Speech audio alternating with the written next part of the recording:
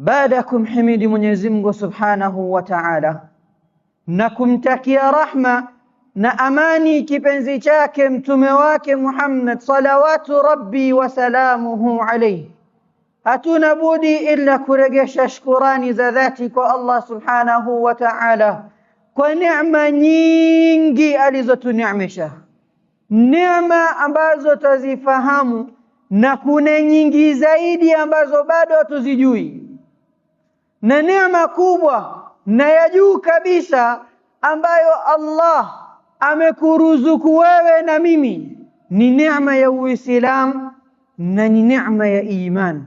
Si ujanja wetu wala si kuwa wazazi wetu ni Waislamu au marafiki ni Waislamu au community tunayoishi ndani yake ni Uislamu. Ni kwa sababu ya Allah kukuchagua wewe na kunichagua mimi, ndo leo tukawa sisi ni Waislamu.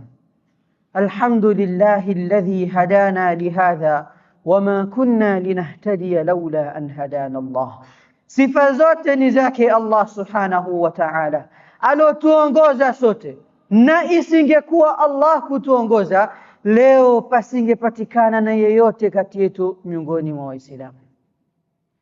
Na wahusia na kuihusia nafsi yangu mwanzo kumcha Allah Subhanahu wa Ta'ala, kwani ndo wasia ambayo Allah ametupatia sisi na aliwapatia wale waliokuwa kabla yetu sisi.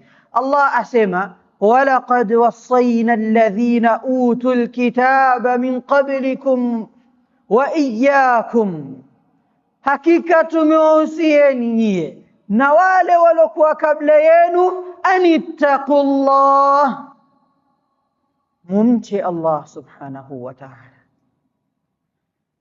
Katika kumcha Allah ndo kuna kufaulu hapa duniani na kesho akhira.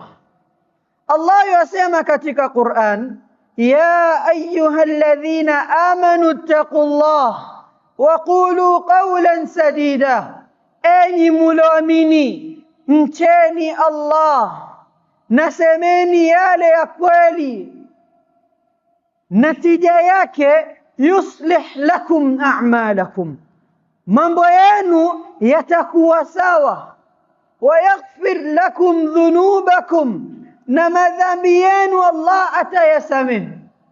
Wa man yuti'i Allaha wa rasulahu faqad faza fawzan 'azima, na yoyote yule mwenye kumtii Allah na mtume wake basi hakika huko ndo kufaulu, tena kufaulu kukubwa.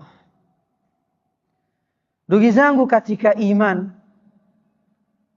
hii taqwa Allah ambayo Allah ametuhusia sisi ndo mfunguo pekee wa kufaulu hapa duniani na kesho akhera. Na ndo kaona mara kwa mara kwa mapenzi yake Allah kwetu sisi akawa yatujalia causes tofauti zenye zitatupelekea sisi kuwa karibu na Allah na kuwa na takwa Allah. Zimebaki siku 5 au kidogo kuliko 5, 6 au 5 tuweze kufikiwa na mwezi wa Ramadhani, mwezi ambao ni madrasa, ambao yaja kutufundisha mengi, na natija yake mwezi huu au madrasa kama hii ni ukimaliza hii kozi unaondoka na takwa Allah. Wema waliotutangulia walikuwa wakisema Allahumma la tahrimna khayra ma indak li sharri ma indana, ewe Allah usituharamishie khairi zote zilokuwa kwako kwa sababu ya madhambi na shari tunayofanya sisi. Usituweke mbali na khairi zako kwa sababu ya madhambi tunayoyafanya sisi.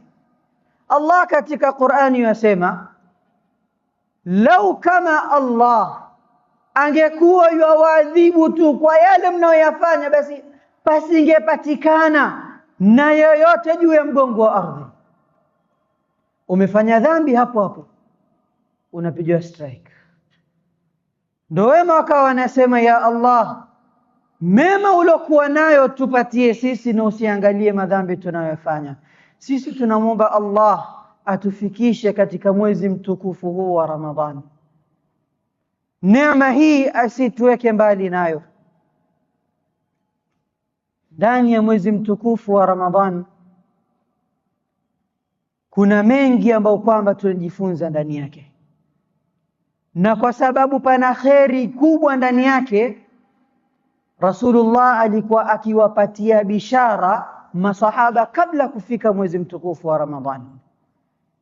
Imepokelewa na Ahmad na An-Nasai katika hadithi ya Abu Huraira radhiyallahu anhu, asema kana Rasulullah sallallahu alayhi wasallam yubashiru ashabah, Mtume sallallahu alayhi wasallam alikuwa akiwabashiria masahaba zake kabla qudumi Ramadhan, kabla ya kuingiliwa na kufikiwa na mwezi mtukufu wa Ramadhan, akiwaambia faqad jaakum shahrun mubarak, hakika mwezi ambao mtukufu wenye baraka inawajia, mwezi ambao imefaradhishwa ndani yake kufunga, mwezi ambao milango ya pepo yamefunguliwa, mwezi ambao milango ya moto yamefungwa, mwezi ambao shayatin wamewekwa mbali, mwezi ambao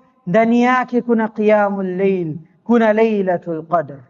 Na yoyote mwenye kuharamishwa na khairi ya lailatul qadr, basi ameharamishwa na khairi nyingi sana. Ni mwezi ambao unzila fihi alquran, imeteremshwa ndani yake Qur'an, mwezi ambao wanadamu wanajifunza ndani yake as-sabr, wanadamu wanajifunza ndani yake ash-shukr. Ni mwezi ambao hamna anayejua thawabu na ajri yake isipokuwa Allah. Yeye asema as-sawmu li wa ana ajzi bi, saumu ni yangu na mimi ndo nitakayoilipa. Ni mwezi ambao una qiyamul layl. Kwa nini tusifurahike na mwezi kama huu unaokuja? Miongoni mwa mambo ambao kwamba tutajifunza ndani ya mwezi kama huu ni kuhisi ile njaa waloipitia masahaba na aloipitia ar-Rasul sallallahu alayhi wasallam, ni kuwa na huruma pia kwa wale wanyonge walokuwa baina yetu. Pale saumu imekushika, kiu imekubana, kumbuka Mtume sallallahu alayhi wasallam na masahaba zake. Imepokelewa na Abu Huraira radhiyallahu anhu, asema kharaja Rasulullah sallallahu alayhi wasallam laylatan, usiku mmoja ar-Rasul sallallahu alayhi wasallam alitoka nyumbani kwake, watu wamelala, yeye ametoka nje anazunguka, sababu ni al-ju' alladhi asaba, njaa ilomfikia yeye Rasulullah sallallahu alayhi wasallam. Atembea mtaani Madina, akutana na Abu Bakar radhiyallahu anhu, akamuuliza, Abu Bakar, kitu gani kilichokutoa nyumbani muda kama huu, usiku huu, nini kimekutoa nyumbani? Amwambia Rasulullah, al-ju', njaa. Amwambia, paka na wewe Abu Bakar, wewe pia una njaa? Wakasuhubiana wawili, wakitembea wanatafuta wapi watafikia kwa labda mpate mtu yuko macho, watu wote wamelala. Mara anakutana na mtu akitizama vizuri, Umar ibn al-Khattab. Wanamuuliza, ya Umar, nini kilichokutoa nyumbani saa hii? Anawaambia, al-ju', njaa. Rasulullah, Abu Bakar, Umar wanashikana pamoja, sasa wote wana njaa. Wakafika kwa nyumba ya Mwansari mmoja, Rasulullah akabisha, akawakaribisha nyumbani kwake, akawapatia maji ya baridi na akawachinjia mbuzi, akaichoma, akawapatia nyama. Rasulullah akala nyama ya kuchoma na akanywa ile maji. Abu Bakar pia akala na akanywa. Umar pia akala akanywa mpaka ameshiba. Kisha Rasulullah sallallahu alayhi wasallam akakitizama kile chakula, akatizama yale maji, akamtizama Abu Bakr, akamtizama Umar, kisha akawaambia, wallahi la tus'alunna yawma idhin an hadha an-na'im, wallahi mtakuja kuulizwa kuhusiana na hii neema hii ambayo Allah amewapatia. Ametoka ana njaa, Abu Bakar ana njaa, Umar ana njaa, hawana kitu nyumbani.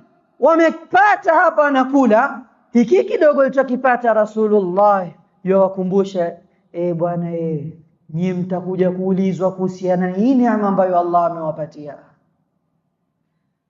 Utizame na ujue, kumbuka ya kuwa zilikuwa zikipita siku kadhaa bila ya mtume kula. Ka'b bin Malik anaingia msikitini, anamuona Rasulullah amekuwa pale, rangi imebadilika katika uso wake. Anamuuliza, ya Rasulullah, una tatizo gani? Anamwambia, siku 3 hamna chakula kimeingia katika tumbo ya mtume wako. Ikamgusa Ka'b, machozi yakamwagika, aenda mbio kutafuta kibarua ili alipotende. Akachukua zile tende, akaja mbio kwa Rasulullah, siwezi vumilia wewe usikie njaa, tende hii ya Rasulullah. Rasulullah akala zile tende, anamwangalia Ka'b, anamwambia, atuhibbuni ya Ka'b, unanipenda hivi wewe Ka'b? Anamwambia, ndio ya Rasulullah. Una hakika kuwa unanipenda? Chunga maneno yako. Ambaye, ndio ya Rasulullah, mimi nakupenda. Rasulullah akamwambia, basi jitayarishe, kila yule ambaye atahisi yani anampenda Rasulullah, lazima na yeye ataonjwa na mtihani wa njaa. Wallahi hongereni sana ikiwa mshawaipata mtihani wa kusikia njaa. Tunaomba Allah atujalie miongoni mwa wale wanaompenda Rasul sallallahu alayhi wasallam. Siku moja Abu Huraira radhiyallahu anhu yuingia msikitini, akamkuta Rasulullah yuwasali kwa kukaa. Akamuuliza, ya Rasulullah, mbona leo wasali kwa kukaa na nishazoea na kuona ukisimama? Rasulullah amwambia, wallahi ni njaa ilompata mtume wako mpaka nimeshindwa kusimama leo. Katika vita vya Khandaq, Waislamu wanavamiwa na watu 10,000 Madina. Njaa imewafika, masahaba wamefunga mawe katika matumbo yao, Rasulullah amefunga mawe mawili. Anakuja sahaba akamtizama Rasulullah, akaona hii si sawa hii. Akakimbia mbio nyumbani, akamwambia mke wake kuwa nimemwona Rasulullah katika state ambayo hainiridhishi, mawe mawili. Leo tukienda nyumbani tumeka order upikiwe biriani sijui na vitamu tamu fulani, ushapikiwa biriani unkosa tujuisi, itakuwa vita nyumbani. Hapa mtume wako amefunga mawe. Katika hadithi nyingine mtume asema, mimi siogopi kwa nyie mtakuwa mafukara, bali nawaofia neema itakuja kufunguliwa. Nyie mtakuja kuwa na mali nyingi, nyie mtakuja kuwa na manyumba mengi, nyie mtakuja kuwa na magari, nyie mtakuja kuwa na mali mpaka zisabiki. Fitna ambayo itawatawala. Hivi leo si hali yetu hii? Leo pamoja na kuwa na mali nyingi, Uislamu hauendelei. Kwa nini? Kila mmoja ajali tumbo lake. Rasulullah sallallahu alaihi wasallam amefunga mawe mawili katika tumbo. Huyu sahaba amemwambia mke wake, kuna unga kidogo, kanda tupike mkate. akachinja mbuzi, akawa na mbuzi mmoja mdogo akamchinja, wakaanza kupika ile nyama.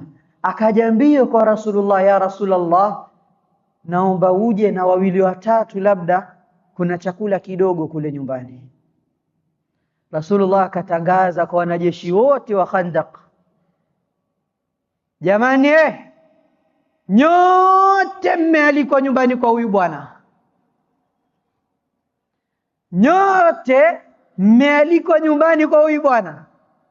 Matumbo akaanza kumuma, akaenda mbio kwa mke wake, bwana, nimemwalika mtume na watu kidogo, lakini anakuja na jeshi zima. Mke wake akamuuliza, amekuambia nini Rasulullah? Asema, Rasulullah ameniambia tusitoe mkate katika oven ile na wala nyama isitolewe katika sufuria. Akaambia, basi kama Rasulullah amekwambia hivi, lazima ana taarifa. Allah awajalie mama zetu, banati zetu, dada zetu wawe kama huyu mwanamke, wawe tayari kumwamini Rasulullah katika kila njia. Rasulullah akaja akakishika kile chakula, akawa anawapakulia masahaba, akiwapatia nyama, mkate, nyama, paka jeshi zima wakala. Kisha akala yeye na chakula ikabakia kwa ajili ya familia ile. Lakini sehemu ninaopataka njaa Rasulullah aliipitia, masahaba waliipitia njaa. Abu Huraira radhiyallahu anhu amekaa njiani, atamani apite sahaba, amwambia Abu Huraira twende nyumbani. Akapita sahaba wa kwanza, vipi hali Abu Huraira? Alhamdulillah. Akaenda wa pili, wa tatu, akapita Rasulullah sallallahu alaihi wasallam, akamwona, kahisi ya kwa Abu Huraira ana njaa. Akamchukua Abu Huraira, akaenda nyumbani, palikuwa na maziwa kidogo. Akamwambia Abu Huraira, waite ashabu suffa wote. Akaenda akawaita wote, sema, maziwa niliona mimi ni kibakuli kidogo, hii hainitoshi mimi tu. Rasulullah amesema tuite ahlu suffa wote, lakini ni amri yake. Akaenda kuwaita wote, wakaja wote, wakanywa. Abu Huraira akanywa mpaka akashiba, kisha Rasulullah akanywa. Sehemu ninaopataka mimi, Abu Huraira alikuwa na njaa, masahaba walipitia njaa, mpaka mmoja asema, niliokota ngozi ya ngamia, nimeenda sehemu kujisaidia haja ndogo, nikasikia sauti kama mkojo ule unamwagikia kitu kigumu, nikiangalia ni ngozi ya ngamia, nikaichukua, nikaiosha, nikapika, nikala. Alikuwa hajakula chakula huyo. Sasa mwezi wa Ramadhan unakuja kutufunza njaa, ili tuwahurumie hawa wasiokuwa nao, na tuweze kuhisi walipitia nini masahaba na Mtume sallallahu alayhi wasallam. Somo la pili tunaojifunza katika mwezi huu wa Ramadhan ni taa, kumtii Allah subhanahu wa ta'ala. Kwani wewe huruhusiwi kula unapotaka wewe, na huruhusiwi kuacha kula unapotaka wewe. Rasulullah sallallahu alayhi wasallam anasema ufunge pale kabisa, yani kula daku yako karibu na alfajiri inapoingia. Na yule mtu ni bora yule mwenye ataharakisha kufuturu. Sasa wewe ukitaka eti utakula mpaka alfajiri ishapita, hairuhusiwi, na ule kabla magharibi imeingia pia hairuhusiwi. Wakulu washrabu hatta yatabayyana lakumul khaytul abyadu minal khaytil aswadi minal fajr thumma atimmu as-siyama ila al-layl. Hii atufunza katika maisha yako ili uweze kufanikiwa. Shikana na yote ambayo Allah anakuamrisha, na kaa mbali na yote ambayo Allah anakukataza. Somo la tatu tunaojifunza ndani ya mwezi wa Ramadhan ni at-tauba, kutubia kwa Allah subhanahu wa ta'ala. Kwani ni mwezi ambao kila Muislamu anapata courage ya kufanya mema, anapata courage ya kufanya istighfar, ya kuisoma Qur'an. Shaytan ashafungwa, ambaye kazi yake kubwa ni kukushawishi mimi na kukushawishi wewe na mimi. Na tauba ya kweli ni tauba kama ile aliyoifanya baba yetu Adam alayhi salam. Pale Allah alipomwambia Adam alayhi salam, usile kutoka kwa mti huu, وقلنا يا آدم اسكن أنت وزوجك الجنة ولا تقرب هذه الشجرة, usikaribie hii mwezi. Adam alayhi salam akashawishiwa na Iblis, waqasamahuma inni lakuma la minan nasihin, wallahi nawapia kula katika mti, ninakuhusia tu, huu mti ukila utaishi milele. Adam alayhi salam akateleza. Pale tu alipogundua ya kuwa amekosea, alitubia kwa Allah subhanahu wa ta'ala, na tauba yake ilikuwa na mambo matano, ambayo ndo tauba zetu zinatakiwa ziwe na mambo matano haya.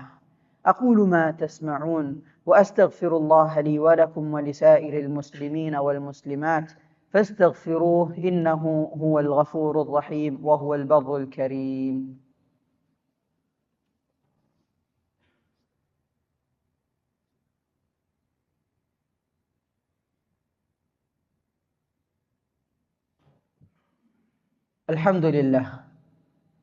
الحمد لله الواحد الأحد الفرد الصمد لم يلد ولم يولد ولم يكن له كفوا أحد. أشهد أن لا إله إلا الله وحده لا شريك له وأشهد أن محمدا عبده ورسوله. أما بعد. mambo matano yalopatikana katika tauba ya Adam alayhi salam. Ya kwanza, aqarra ala nafsi. Pale tu alipoambiwa Adam umekosea, alikubali. Hakulaumu mtu, lakini si mimi ambaye kwamba nimekosea, ni huyu Iblis ndo alonipoteza mimi, ni huyu Iblis ndo alonionyesha njia ambayo si sawa. Akakubali katika nafsi yake ya kuwa mimi nimekosea. Jambo la pili, nadima, akajuta, kwa nini mimi nimemkosea Allah subhanahu wa ta'ala, pamoja na neema zote alizonineemesha. Ameniweka katika pepo yake, akanivisha mavazi, akanilisha, mbona nimemkosea Allah subhanahu wa ta'ala. Jambo la tatu, lama nafsahu, alilaumu nafsi yake.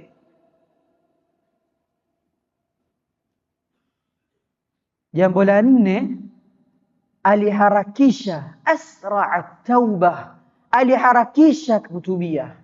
Hakusema nitasubiri kesho au nitasubiri mpaka nzeeke au ikifika Ramadhani ndo nitatubia. Aliharakisha katika kutubia. Na jambo la tano, alinyenyekea kwa Allah subhanahu wa ta'ala, akasema rabbana ظلمنا أنفسنا وإن لم تغفر لنا وترحمنا لنكونن من الخاسرين. يا الله, tumezidhulumu nafsi zetu, wewe Allah usipotusamehe, wewe Allah usipotuhurumia, kwa hakika tutakuwa katika hasara kubwa. Itakuwa tuko katika hasara kubwa. Ili tauba zetu zikubalike, Waislamu, lazima mwanzo tusianze kunyoshiana vidole, wala tusiseme si huyu yule. Umepotea wewe. Hamna lokushikia silaha kakulazimisha kuzini, hamna lokushikia silaha kakwambia bwana, mwezi wa Ramadhani huu ni mwezi wa kufanya ibada, sisi tukutane kule Makadara kule /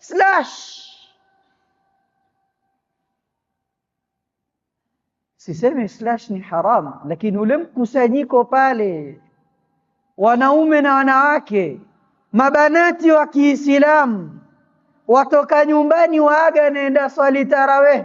Tarawih gani Bakadara jamani? Kuna tarawih gani kule? Sasa tusienjoy kwani kuenjoy? Huu ni mwezi wa kukurubia, yani kuwa karibu na Allah. Si mwezi wewe miezi 11 wewe enjoy bado tu. Mwezi ambao ukiswali faradhi thawabu zake zinazidi, sunna thawabu yake ni sawa na faradhi. Wewe hutaki, eti wataka kuenjoy. Kijana anatoka nyumbani, mie naenda tarawih. Binti yako anatoka nyumbani, mie naenda tarawih. Baba kashasali, Allahu akbar, huyo binti apanda tuktuk kule. Kuna kijana mmoja amsubiri, na hamuogopi Waislamu. Pale uko pale, ndo mauti amekufikia hapo. Uko hapo sasa, wewe una mchumba wako, ila mimi mwadanganyana, ndo mauti ya kufikia hapo. Wafufuliwa wafanya zina, tena mbaya zaidi ndani ya Ramadhani. Wajitetea vipi kesho mbele ya Allah subhanahu wa ta'ala? Hiyo kando, kuna Valentine kesho. Waislamu utawakuta kwa wengi, Waislamu na virozi zile lafio kwa wingi. Bwana, mpende mke wako kila siku. Binti watu ambaye hujamuoa usimdanganye. Wataka kuoa kaoe, usidanganye binti za watu. Na mke wako mpende kila siku, si siku moja tu kumpenda. Alafu ulama wanatuambia kuna mambo manne ni mbaya zaidi kuliko lile dhambi uliofanya. Mambo manne ni ashar, mbaya zaidi kuliko lile dhambi uliofanya. Ya kwanza, istisghar, kudogosha na kudharau lile dhambi. Asi ninambusu tu, kwani ninafanyaje? Jambo la pili, istibshar, kupeana bishara. Bwana, ati una ngapi?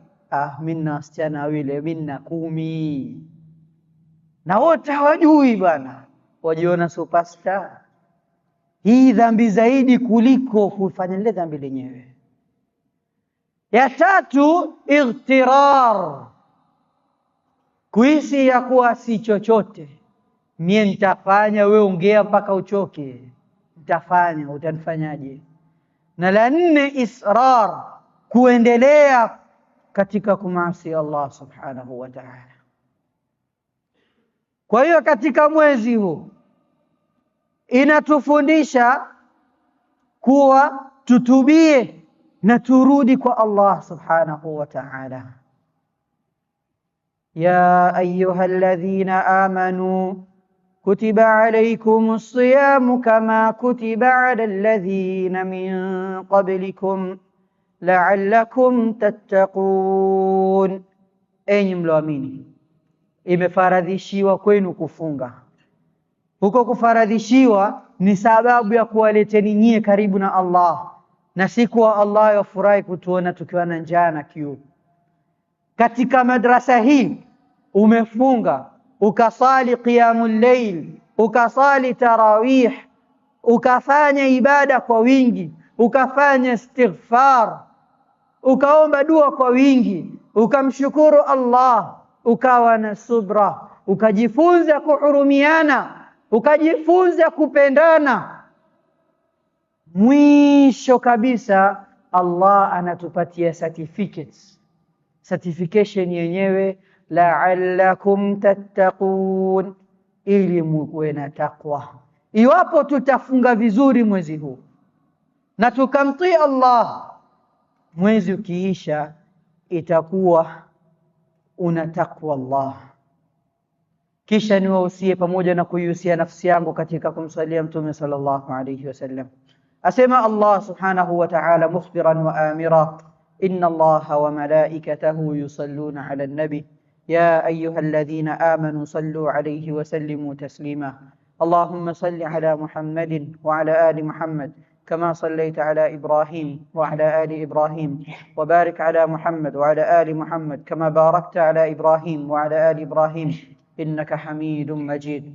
اللهم ارض عن الخلفاء الراشدين أبا بكر الصديق وعمر الفاروق وعثمان ذو النورين وعلي بن أبي طالب، ورضي الله تعالى عن كل صحابة رسول الله أجمعين، وأنا معهم برحمتك يا أرحم الراحمين. اللهم أرنا الحق حقا وارزقنا اتباعه، وأرنا الباطل باطلا وارزقنا اجتنابه.